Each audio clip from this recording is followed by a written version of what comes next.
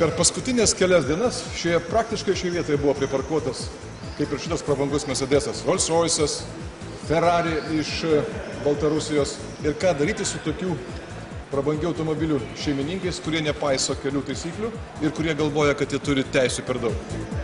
Matyt, tankas yra geriausia priemonė.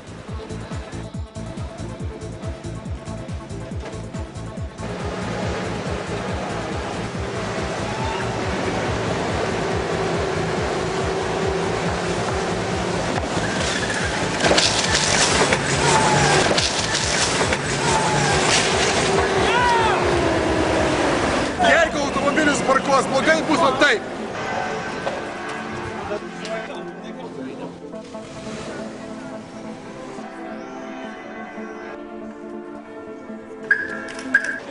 Sveiki, kitą kartą laikykitės kelių taisyklių.